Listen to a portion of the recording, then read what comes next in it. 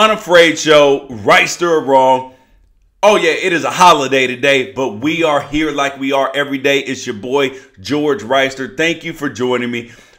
We got some great things up for today. And of course, you come to Unafraid for the truth, for the way, and for the light. Because we keep it real here. We bring the honesty. We bring the truth where you don't find it everywhere else. Other places, they want you to be sheep. They want you to just follow. We encourage independent thinking. Send in your comments. Share the feed, everything. So what we got up for today is, number one, I made a strategic mistake over the weekend. Strategic mistake. I spent about 5 minutes watching the Daytona 500, and I spent honestly about an hour and a half watching the NBA All-Star game.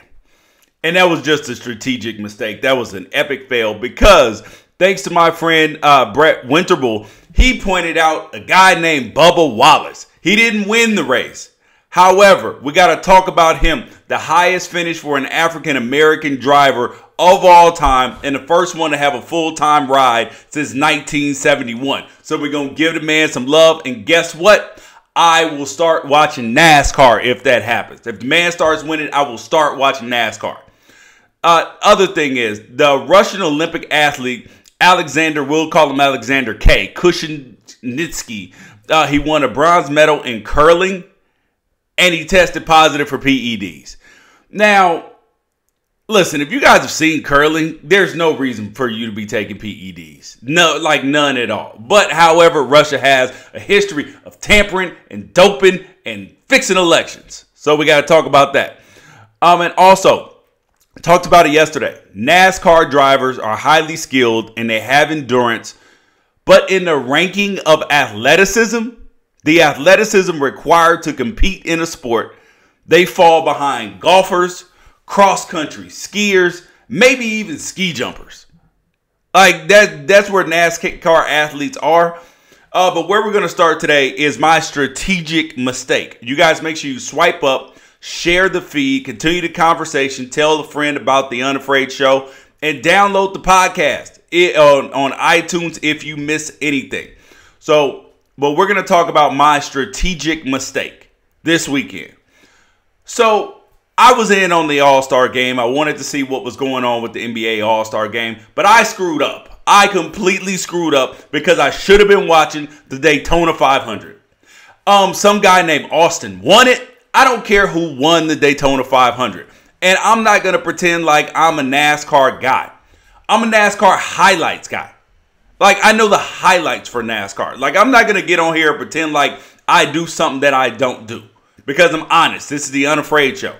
I'm not going to sit up here and I'm a NASCAR highlights guy. So I know Kevin Harvick Jr., Dale Jr., Jimmy Johnson, Tony Stewart, Brad Keselowski, like Denny Hamlin. Like, these are the guys I know that watch NASCAR.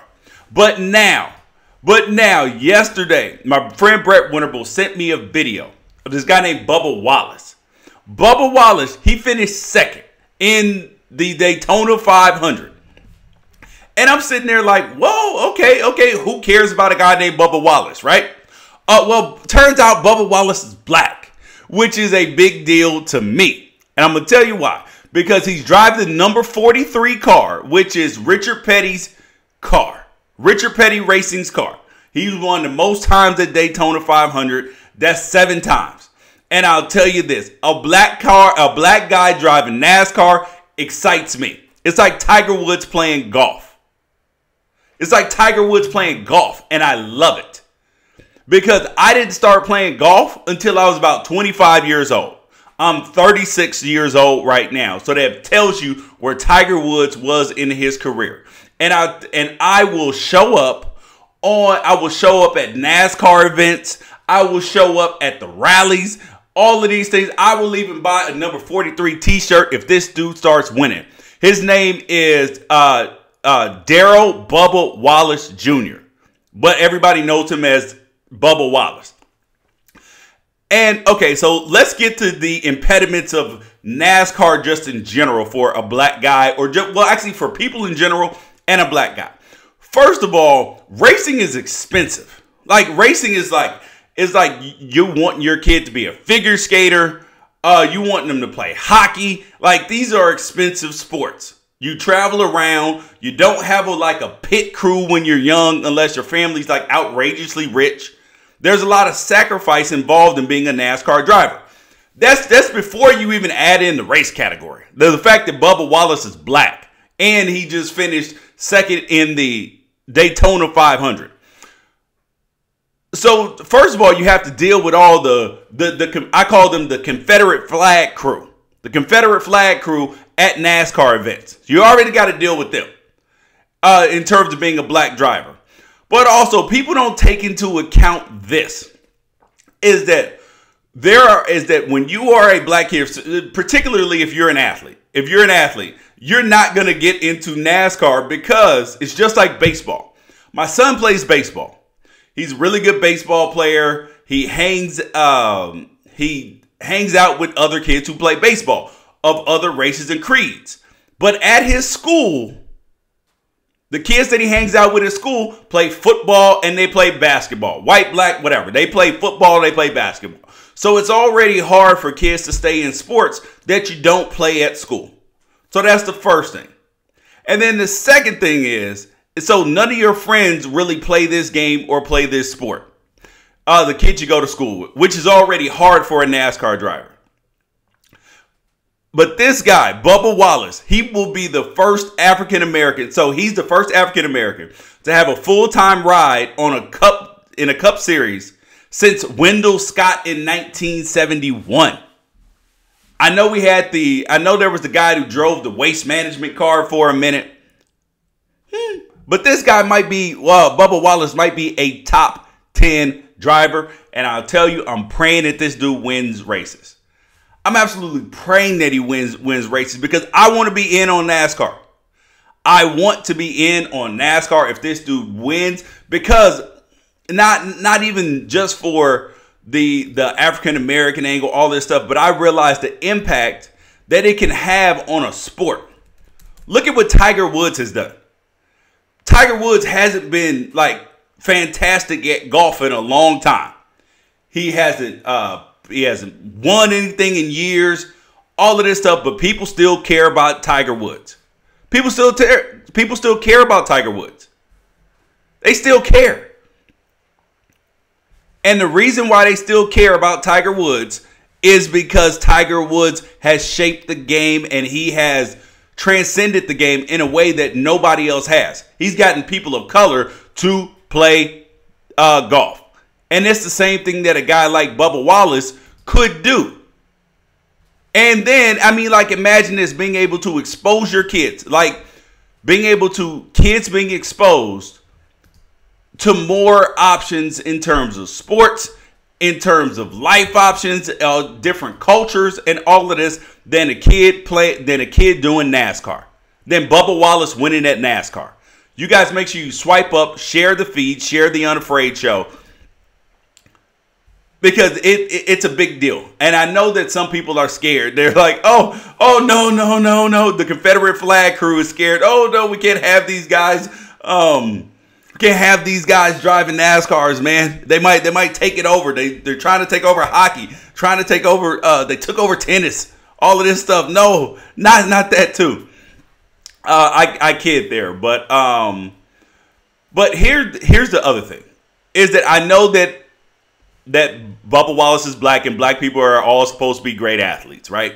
I don't know if Bubba Wallace is a great athlete or not because he's a NASCAR driver. And NASCAR drivers are not supreme athletes. I'm sorry, you actually don't I'll repeat that. You don't have to be a supreme athlete to be a NASCAR driver. You do not. I didn't say Bubba Watson. I said Bubba Wallace. I said Bubba Wallace, not Bubba Watson. Bubba Wallace. See? Some people thought I was already talking about it. So you do not have to be a supreme athlete to compete in NASCAR, to win at NASCAR. NASCAR drivers are highly skilled and they have endurance, but they do not have to be athletes. And in terms of athleticism, overall athleticism, NASCAR drivers rank behind golfers. They rank behind cross-country skiers. And they even might rank behind like ski jumpers, because I've been watching the Olympics. Dudes do all the twist flipping and all that stuff in the air. You guys, please make sure you send in your comments. I want to hear them. Where do you think NASCAR drivers fall in terms of athleticism? The athleticism required to compete at your sport. Because you don't have to be a supreme athlete to be a NASCAR driver. You don't. You don't. You have to have endurance. You have to have a certain level of strength. But you don't have to be a fantastic athlete to compete at driving around a track in a sauna, peeing on yourself, only turning left. I mean, you don't. You don't. I mean, I know that's minimizing racing. However, when you look at the most important components of being a great NASCAR driver, number one, the car is most important. If you do not have a great car, you cannot win. Number two most important thing about being a NASCAR driver, the pit crew and the crew chief. And number three is driver skill. So if the third most important thing is the driver in terms of winning and losing and being great at your sport, guess what? Your athleticism is going to be questioned. It is. Because I would actually say that golfers who walk 6 miles, swing a club, it also requires stamina. They play in the hot, they play in the cold, all that. So that's tough. Cross-country skiing is tough. Endurance athlete, but you're actually using your bodies. NASCAR drivers are sitting in the car. They're literally sitting in the car. Yes, it's hot.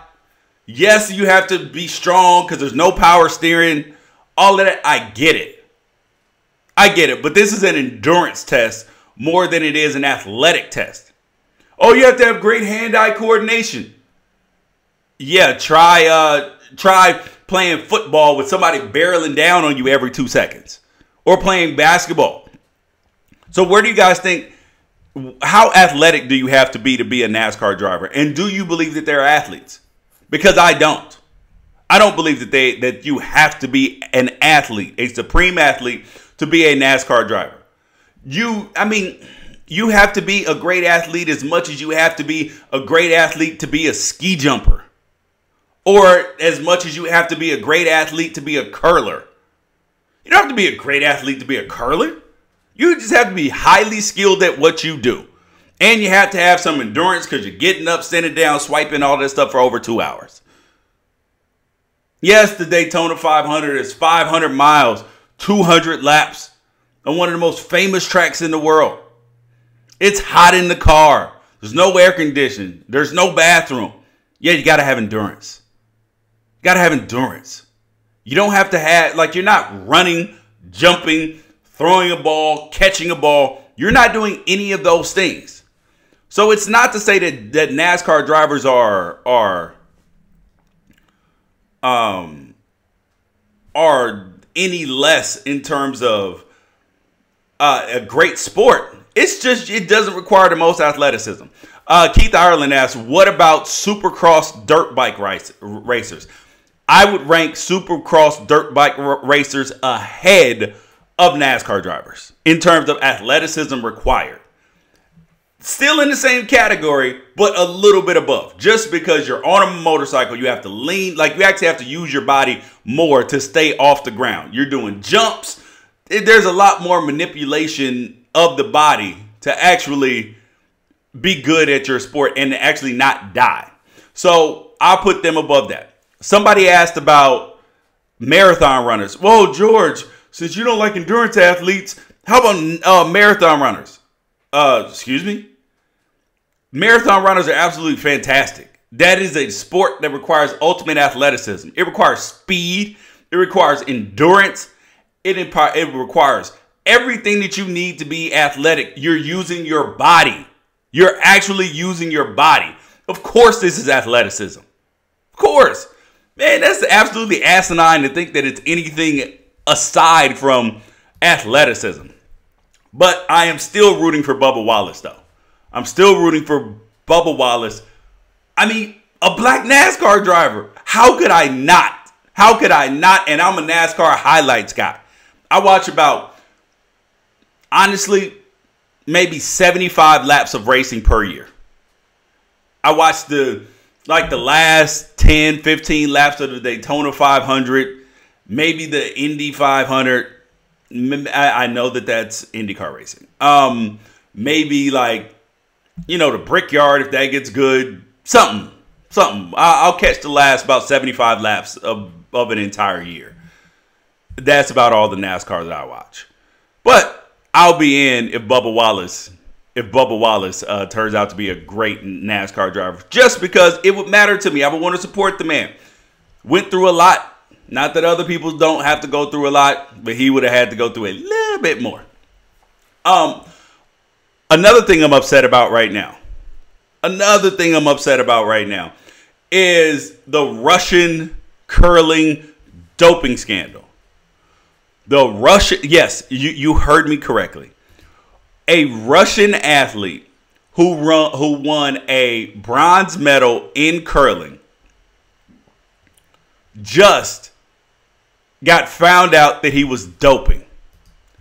Now, this is weird on so many levels, because at no point in time do you believe, I mean, if I asked you this, do you believe that anybody needs to take PEDs, performance enhancing drugs, to be a great curler? I don't think anybody would say yes, because you don't. You do not.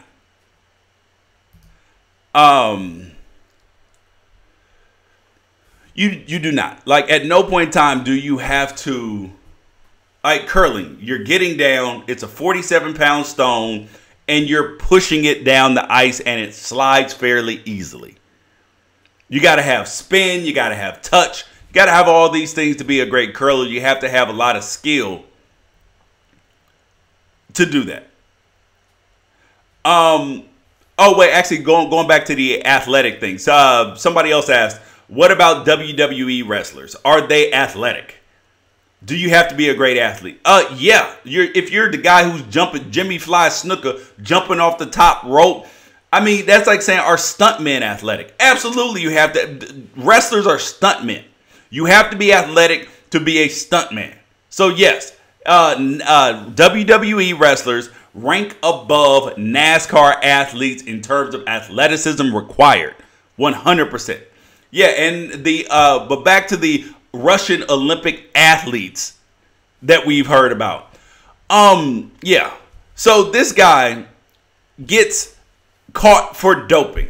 And have you ever seen the body of curlers?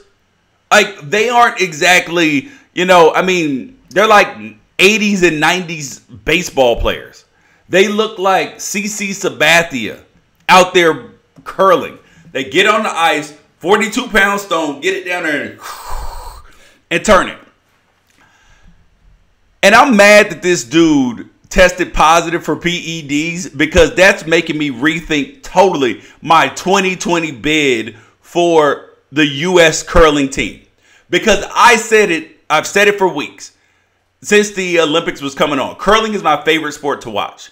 However, I do believe that if I trained full time, which I'm going to give it a shot, I'm going to train to try to make the 2020 Olympic team in curling. Because not only, I'm 36 years old, beat up football player. However, I believe that I could curl. I have great hand-eye coordination. I could be a good skip, sliding the rock down the ice. Let me learn the terminology. And I can be a great curler. I can knock somebody's spot off, and I won't choke.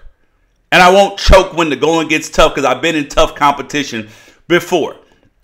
But I'm still confused as to why you need PEDs in curling. Because he tested positive for meldonium, which is the same thing that, what's her name? Maria Sharapova tested positive for and got banned in 2016 for 15 months from playing tennis. And here's what meldonium is. Because 170 cases have been discovered since the ban in 2016. Since they made it illegal in 2016. It's a Latvian heart medicine. So you're going to tell me that 170 able-bodied athletes who are competing at a high level enough to where the WASADA, World Anti-Doping Association, is testing them. 170 athletes who are competing at a high enough level where they're getting Olympically tested positive for this drug, meldonium, which is a Latvian heart medicine. Listen, man, one thing I know about heart ailments is you can't compete in sports. There's very few. And not 170 people are just have this is just a miracle drug that everybody can compete with. No, man. No, absolutely not. And the Russians have been cheating. They've been doping. They even got banned from the Olympics, and now they have to be called the OAR, Olympic Athletes from Russia, which is absolutely bogus to begin with. Like, who are you actually hurting? I know they don't get there. They're not winning any medals anyway to be on the podium because you took all the great athletes away. But the Olympic athletes from Russia, that's a joke. That's an absolute joke. I mean, I just, can anybody explain to me why on earth that you would need PEDs to do curling? I mean, I know that this meldonium, it increases blood flow and stamina, and curling's 2 hours. And you got to sweep. Maybe if curlers got in better shape, you wouldn't get tired just 2 hours sliding down the ice. It's absolutely ridiculous. But I do want a level playing field when I compete in 2020. When I compete on the Olympic team in 2020, I want a level playing field. Yes, it was a curler who tested positive for PEDs, for meldonium. I mean, I can't even make sense of this. I mean, like, of all the athletes, I mean, I understand if you're a biathlete, the person who skis and then stops and shoots, and you need this meldonium, that way you can focus more, concentrate better, this Latvian heart medicine, for highly skilled athletes. Yeah, no, I'm not doing it. I mean, it doesn't take, you don't need PEDs to play shuffleboard, which is curling. And I know I can play shuffleboard. I know I can. I'm good at that. How could you say that? Somebody said that curling is one of the most boring sports. No, it's not. Have you ever watched curling? I mean, I know I may be a special breed because I'm the guy who watches darts at night. Like, if I'm up at 2, 3 o'clock in the morning and I'm looking at Fox Sports and darts is on, I'm in. I even watched the cornhole world championships a couple weeks ago. So maybe I'm a special breed, but curling is on more than bobsled, more than skeleton. Like, the only thing that you get more than curling of in the Olympic coverage on NBC and NBC Sports is hockey and skiing. Those are the only two things that you get more of than curling. So apparently I'm not alone. People love curling. So curling's not boring. But I want a level playing field for 2020 when I go compete in the Olympics. Because I do not want anybody. I'm all in on this testing. Don't want the Russians cheating. Which just gets into a whole nother thing, which I'm not even going to go down. Because Mueller and all these other people, they're going to get to the conclusions that they get to. I just want them to hurry up just because it's just absolutely ridiculous that we keep going over this over and over and over and over again, and we still haven't gotten anywhere. It's been damn near a year. Like, come on, man. Like, I know investigations take a long time, but whatever it is, whether you believe Trump did it, whether you believe Trump didn't do it, I know you're like me and you want it over. You're tired of talking about this. So, I would agree that NBC's coverage has been subpar. I mean, the Winter Olympics aren't as big as the Summer Olympics, but still. I would agree that the coverage should be a little bit better.